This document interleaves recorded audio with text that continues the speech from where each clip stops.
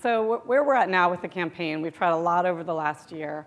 I think initially we were kind of at a place where we had both smart campaigns within each channel and smart extensions of TV, but we weren't necessarily trying to really play off of the interplay between marketing channels. So a simple example of this with our TV spots, we'd air them on TV, we'd simultaneously post them on our YouTube channel, start running distribution against them, but we weren't really cultivating a community or interplay between those. Our next stage is really trying to change this, beginning with the campaign that we just launched last week. So I don't know if any of you seen our latest TV spot, Los Links, has subtitles? Okay, so it just launched last week, but it's a fun commercial. It's a take on a telenovela. A man loses his wife to a Bing laptop-wielding foe, while the main guy is using Google. So look for that. But what we've taken is, we call it Los Links Uno, because it's the first installment. That just launched on TV last week. We'll be launching a digital-only version of that, Los Links Dos, in another week and a half or so. And then through both of the TV and digital, we're driving people back into our YouTube channel to experience that, see more of the stories. We have longer cut versions of these stories. We actually skinned our whole YouTube page with these characters. So we're having a lot of fun now with looking at taking the campaign to that next level. And before I wrap up, I wanted to share one of the extended 60 seconds Los Links Uno spots with you that's got a special little twist in it. I don't think I even know that song.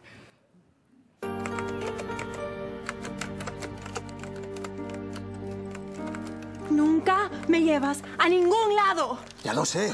Estoy intentando. Pero los legs.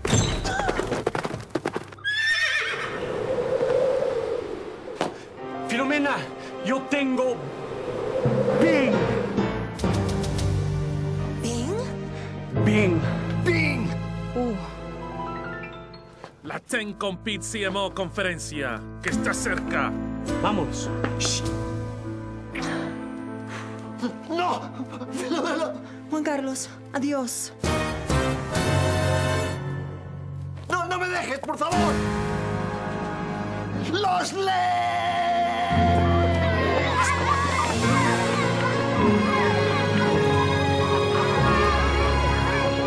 Stop searching, start deciding with Bing, the decision engine from Microsoft. We had a lot of fun cutting that in, and I was actually able to participate in that shoot, which was very entertaining. One of the highlights of my career so far, I think.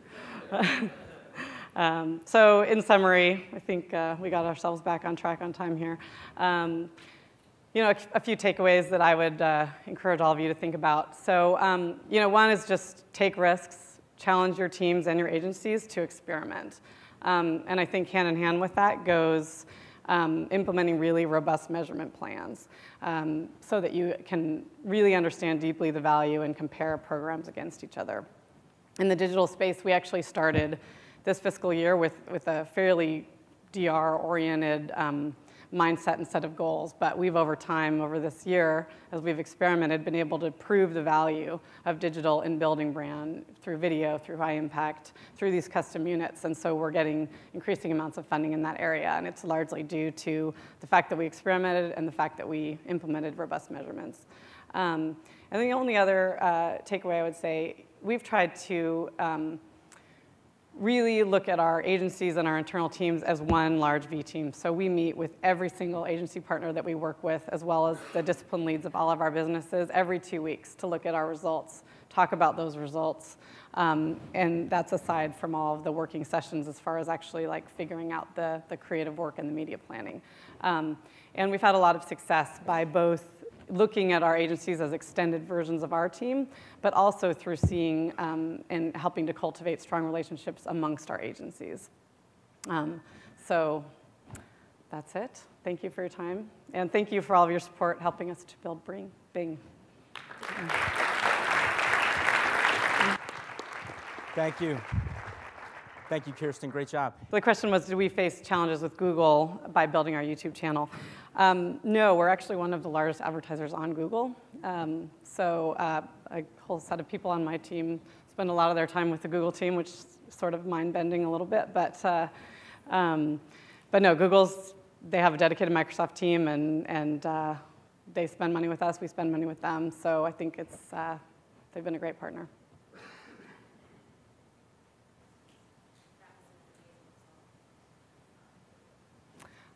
So the question was, just since some of the ideas shown here were non-traditional, and did we face opposition? That's a great question.